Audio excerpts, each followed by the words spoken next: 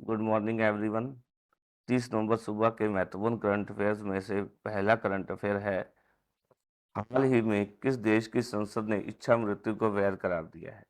America, England, Bharat या उपरोक्त में से कोई नहीं। ये की है जी इंग्लैंड। क्या है, ब्रिटेन की संसद के निचले सदन ने क्या है, इच्छा मृत्यु वाले के अधिकार वाले विधेयक पर वोटिंग हुई। जो निचला सदन है संसद का, लेबर पार्टी की जो सांसद है किम लेडबीटर द्वारा गैर सरकारी विधेयक के रूप में प्रस्तुत किए गए असाध्य रोग से पीड़ित वयस्कों जीवन समाप्ति विधेयक के पक्ष में क्या है, 330 मत पड़े निचले सदन के अंदर। ठीक है, ये 330 मत पड़े। और विपक्ष के अंदर बात करें तो ये 275 मत पड़े। ठीक है जी। अब क्या है, इस विधेयक के निचले सदन में पास होने के बाद उच्च सदन के पास, हाउस ऑफ लॉर्ड्स के पास भेजा गया है। उस सदन से क्या है, यह विधेयक पास होते ही इसे लागू किया जाएगा। इस जो विधेयक के अनुसार क्या है, असाध्य रोग से पीड़ित व्यक्ति को अपना जीवन समाप्त करने संबंधी दो डॉक्टरों से, ठीक है जी, फैसले को दो चिकित्सीय चिकित्सक से मंजूरी प्राप्त करनी होगी। जिसके बाद क्या है, यह उच्च न्यायालय के न्यायाधीश द्वारा अनुमोदन करने की आवश्यकता होगी। इस विधेयक के अंदर क्या कहा गया है, इस विधेयक के अंदर यह कहा गया है कि असाध्य रोग से पीड़ित व्यक्ति को अपना जीवन समाप्त करने के लिए दो डॉक्टरों की रिपोर्ट की मंजूरी प्राप्त करनी होगी, रिपोर्ट प्राप्त करनी होगी। और इसे क्या है, सुप्रीम कोर्ट, उच्च न्यायालय के न्यायाधीश के द्वारा क्या है, उच्च न्यायालय, सुप्रीम कोर्ट ने उच्च न्यायालय के न्यायाधीश द्वारा अनुमोदन की आवश्यकता होगी। आगे है जी, को डिटेल में इसको देख लेते हैं। ब्रिटेन की संसद के निचले सदन ने क्या इच्छा मृत्यु के अधिकार वाले विधेयक पर वोटिंग की। लेबर पार्टी के सांसद है जो किम लेडबीटर द्वारा गैर सरकारी विधेयक के रूप में प्रस्तुत किए गए सद्य रोग से पीड़ित व्यक्ति, ठीक है, जीवन समाप्ति विधेयक के पक्ष में 330 मत पड़े। जबकि विपक्ष की बात करें तो विपक्ष में से 275 मत पड़े। विधेयक को क्या संशोधन है विचार के लिए संसद के उस सदन, हाउस ऑफ लॉर्ड्स में भेजा गया। उच्च सदन से विधेयक के पास होते ही इसे लागू किया जाएगा। विधेयक में किए गए प्रावधान के अनुसार क्या है, विधेयक के अंदर क्या कहा गया है, असह्य रोग से पीड़ित व्यक्ति को अपना जीवन समाप्त करने संबंधी फैसले को दो चिकित्सकों से मंजूरी लेनी होगी। और उसके बाद क्या, उच्च न्यायालय के न्यायाधीश द्वारा अनुमोदन की आवश्यकता होगी इसके। आगे क्वेश्चन है जी, हाल ही में भारत सरकार द्वारा कहाँ पर प्रथम अष्टलक्ष्मी महोत्सव आयोजित किया जाएगा? जोधपुर के अंदर, नोएडा के अंदर, नई दिल्ली के अंदर या उपरोक्त में से कोई नहीं। बताओ जी, कहाँ पर आयोजित किया जाएगा? ये किया जाएगा नई दिल्ली के अंदर। ऑप्शन 3 हमारा राइट आंसर है, सॉरी, ऑप्शन 3 हमारा राइट आंसर है। क्या है, भारत सरकार द्वारा प्रथम अष्टलक्ष्मी महोत्सव नई दिल्ली के अंदर आयोजित किया जाएगा। कब से कब तक होना है? यह 6 दिसंबर से लेकर दिसंबर तक आयोजित किया जाना है। ठीक है जी।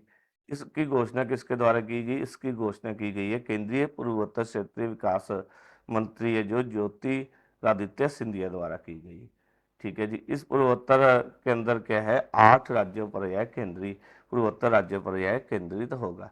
यह अष्टलक्ष्मी महोत्सव है जो, यह 8 पूर्वोत्तर राज्यों पर केंद्रित होगा। जिसके अंदर कौन कौन से हैं पूर्वोत्तर राज्य? असम, ठीक है जी, असम है, सिक्किम है, सिक्किम, अरुणाचल प्रदेश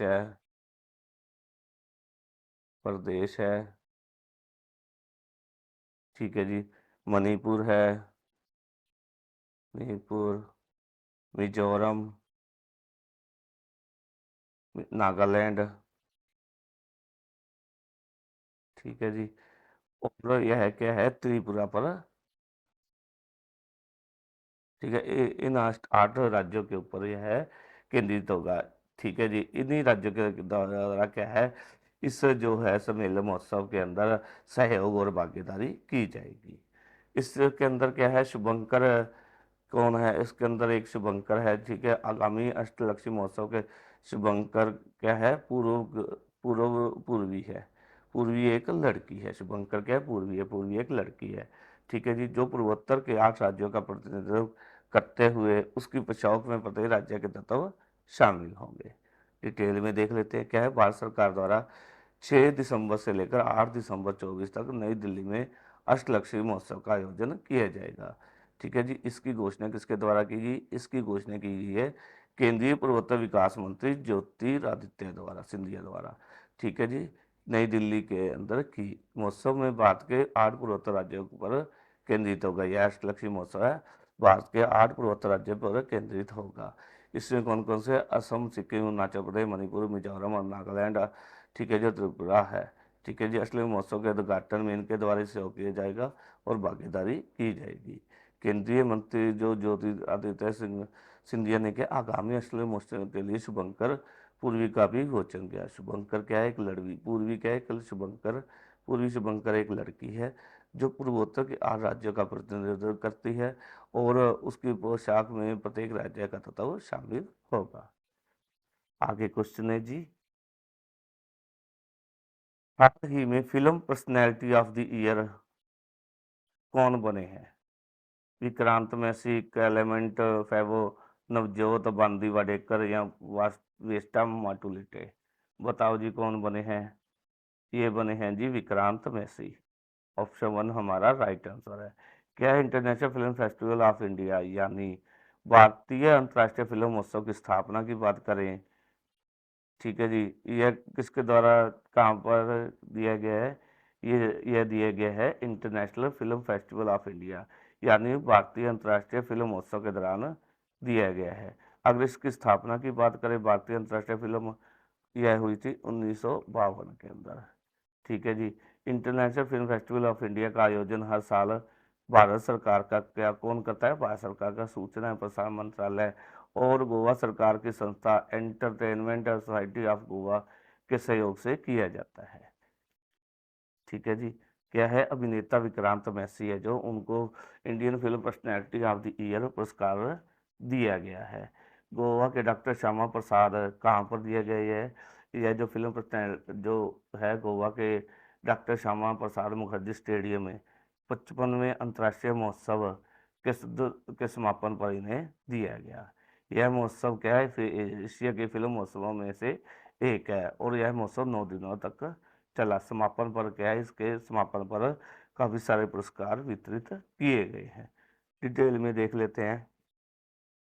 अभिनेता है जो विक्रांत मैसी को Indian film personality of the year पुरस्कार प्रदान किया गया है।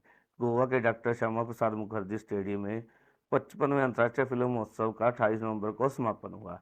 यह महोत्सव जो है एशिया के प्रमुख फिल्म महोत्सवों में से एक है। यह महोत्सव 9 दिनों तक चला। समापन पर काफ़ी सारे पुरस्कार प्रदान किए गए। इस साल सर्वश्रेष्ठ फीचर फिल्म के लिए सबसे प्रतिष्ठित गोल्डन पीकॉक पुरस्कार टॉक्सिक को मिला। एक्टर क्लेमेंट फेवो को फ्रांसीसी फिल्म होली काऊ में उनकी एक्टिंग के लिए बेस्ट एक्टर मेल का सिल्वर पीकॉक अवार्ड दिया गया। वहीं बेस्ट एक्टर फीमेल के लिए क्या है? अभिनेत्री फेस्टा माटुलिटे और इवा रुपेई काइटे को फिल्म टॉक्सिक के लिए संयुक्त रूप से सिल्वर पीकॉक अवार्ड दिया गया। बेस्ट वेब सीरीज ओटीटी का अवार्ड जो है लैम्पन सोनी लिव को मिला। आगे क्वेश्चन है जी, हाल ही में अमिय कुमार बागची का निधन हुआ है, वो कौन थे? ये अमिय कुमार बागची, ये कौन थे? ये थे एक आर्थिक इतिहासकार। क्या आर्थिक इतिहासकार थे जो प्रोफेसर अमिय कुमार बागची, उनका हाल ही में निधन हो गया है। वे क्या उत्कृष्ट अर्थशास्त्रियों, विद्वानों और बुद्धिजीवियों में से एक थे। ठीक है जी, वे पारंपरिक तौर पर क्या आर्थिक इतिहासकार नहीं थे जबकि बल्कि ऐतिहासिक आंकड़ों पर ये काम करने वाले एक मैक्रोइकोनॉमिस्ट थे। ठीक है जी, डिटेल में देख लेते हैं। प्रोफेसर अमिय कुमार बागची का हाल ही में निधन हो गया है। वे उत्कृष्ट अर्थशास्त्रियों, विद्वानों और बुद्धिजीवियों में से एक थे। बागची को एक गणितीय अर्थशास्त्री के बतौर कैरियर की शुरुआत की थी। इनके द्वारा क्या है? गणितीय अर्थशास्त्री के तौर पर करियर की शुरुआत की थी, लेकिन पीएचडी करने के दौरान क्या है, उन्होंने उन्होंने अपने गाइड की सलाह पर आर्थिक इतिहास का रुख किया था। वे पारंपरिक तौर पर आर्थिक इतिहासकार नहीं थे बल्कि ऐतिहासिक आंकड़ों पर काम करने वाले मैक्रोइकोनॉमिस्ट थे। आगे क्वेश्चन है जी, हाल ही में किस देश के खिलाड़ी केन विलियमसन ने 9000 रन बनाकर इतिहास रचा है? इंग्लैंड, दक्षिण अफ्रीका, न्यूजीलैंड या उपरोक्त में से कोई नहीं? राइट आंसर क्या आएगा? न्यूजीलैंड। न्यूजीलैंड के खिलाड़ी है जो केन विलियमसन ने 9,000 रन बनाकर क्या है इतिहास रचा है। ठीक है जी, वह कीवी टीम की तरफ से 9,000 रन बनाने वाले पहले खिलाड़ी बने हैं। ठीक है जी, खिलाड़ी बने हैं कीवी टीम से। ठीक है जी, उन्होंने यह उपलब्धि 103 मैच में मैच की 182वीं पारी के अंदर हासिल की। केन विलियमसन के बाद क्या है सबसे अधिक रन 7683 रन किसने बनाए हैं? 2007 से लेकर 2022 तक 112 मैच खेलते हुए 2007 से 2022 तक 112 मैच खेलते हुए कितने 112 मैच खेलते हुए 196 पारियों में 44.66 की औसत से 7683 रन बनाए गए हैं न्यूजीलैंड के पूर्व बल्लेबाज रॉस टेलर। ठीक है जी, रॉस टेलर ने बनाए हैं। पहले नंबर पर कौन है न्यूजीलैंड के? केन विलियमसन, जिन्होंने क्या है कीवी टीम की तरफ से 9,000 रन बनाए। दूसरे नंबर पर कौन है? दूसरे नंबर पर है रोज टेलर, जिन्होंने क्या है 2007 से 2022 तक खेलते हुए 7683 रन बनाए थे। डिटेल में देख लेते हैं। न्यूजीलैंड क्रिकेट टीम के दिग्गज बल्लेबाज केन विलियमसन ने इतिहास रचा है। वे कीवी टीम की तरफ से टेस्ट क्रिकेट में 9,000 रन बनाने वाले पहले खिलाड़ी बन गए हैं। उन्होंने अपने 103वें मैच की 182वीं पारी में यह खास उपलब्धि हासिल की। विलियमसन के बाद इंग्लैंड की तरफ से टेस्ट क्रिकेट में सर्वाधिक रन बनाने का खास रिकॉर्ड पूर्व बल्लेबाज रॉस टेलर के नाम दर्ज है। उन्होंने 2007 से लेकर 2022 तक 112 मैच खेलते हुए 196 पारियों में 44 पॉइंट औसत की औसत से 7683 रन बनाए। हाल ही में किस राज्य की सांस्कृतिक हस्तलिपि विरासत गारचुला को भारत सरकार द्वारा जीआई टैग दिया गया है? गुजरात, उत्तर प्रदेश, आंध्र प्रदेश या उपरोक्त में से कोई नहीं। राइट आंसर क्या आएगा? गुजरात। क्या है? गुजरात की सांस्कृतिक हस्तशिल्प विरासत गारचुला को भारत सरकार द्वारा जीआई टैग दिया गया है। पहले अब कितने हो गए? ये टैग की संख्या गुजरात के पास 27 हो गई है। ठीक है जी, इसे कब दिया गया है? इसे यह टैग भारत सरकार के कपड़ा मंत्रालय के हथकरघा विकास आयुक्त द्वारा नई दिल्ली में आयोजित जीआई एंड बियॉन्ड विरासत से विकास तक कार्यक्रम के दौरान दिया। सॉरी। क्या है? गुजरात की सांस्कृतिक हस्तशिल्प विरासत गढ़चिरोली को भारत सरकार द्वारा जीआई टैग दिया गया है। यह टैग भारत सरकार के कपड़ा मंत्रालय के हथकरघा विकास आयुक्त द्वारा आयोजित नई दिल्ली में जीआई एंड बियॉन्ड विरासत से विकास तक कार्यक्रम के में प्रदान किया। अब गुजरात की जीआई संख्या कितनी हुई है? जीआई टैग की संख्या 27 हो गई है, जिनमें से 23 इसके जीवंत हस्तशिल्प क्षेत्र को समर्पित है। जीआई टैग गढ़चिरोली की अद्वितीय शिल्प कौशल को मान्य करता है, जिससे विश्व स्तर पर इसके प्रतिष्ठा और बाजार प्रभाव को बढ़ावा मिलता है। मुख्यमंत्री भूपेंद्र पटेल को ओटीपी योजना ने पूरे गुजरात में जीआई टैग उत्पादों को प्रभाव को बढ़ाया है, स्थानीय कारीगरों को समर्थन दिया और परंपरा को आधुनिक स्वभाव के साथ जोड़ा है। आगे है जी क्वेश्चन। हाल ही में दिल्ली हाईकोर्ट के चीफ जस्टिस श्री मनमोहन कौन सी कोर्ट के जज बनेंगे? पंजाब एंड हरियाणा उच्च न्यायालय, supreme court, Bombay high court या उपरोक्त में से कोई नहीं। बताओ जी, जो चीफ जस्टिस है दिल्ली हाई कोर्ट के, वे कौन सी कोर्ट के जज बनेंगे? वे बनेंगे श्री मनमोहन जी सुप्रीम कोर्ट के जज बनेंगे। क्या है? सुप्रीम कोर्ट के चीफ जस्टिस है जो संजीव खन्ना की अगुवाई में 5 सीनियर जजों की कोलिजियम ने जस्टिस मनमोहन की सिफारिश के नाम की सिफारिश केंद्र सरकार को भेजी है। ठीक है जी, केंद्र सरकार की अनुमति मिलने के बाद जो श्री मनमोहन जी है वो सुप्रीम कोर्ट के जज बन जाएंगे। वे कौन है? वे प्रसिद्ध ब्यूरोक्रेट और राजनीतिक नेता जगमोहन के पुत्र हैं। क्या है? कुल सुप्रीम कोर्ट के कुल जजों की संख्या कितनी है? 34। ठीक है, इनमें से क्या चीफ जस्टिस थे जो डीवीए चंद्रचूड़ और जस्टिस हिमा कोहली सेवानिवृत्त हो गए थे, जिसके बाद 2 पद रिक्त थे। हाँ, फिलहाल के चीफ जस्टिस समेत 32 जज कार्यरत है।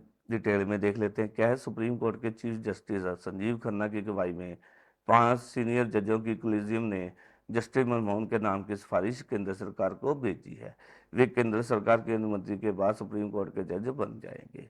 वे प्रसिद्ध ब्यूरोक्रेट और राजनीतिक नेता जगमोहन के पुत्र हैं। सुप्रीम कोर्ट में कुल जजों की संख्या 34 है, जिसमें चीफ जस्टिस का नाम भी शामिल है।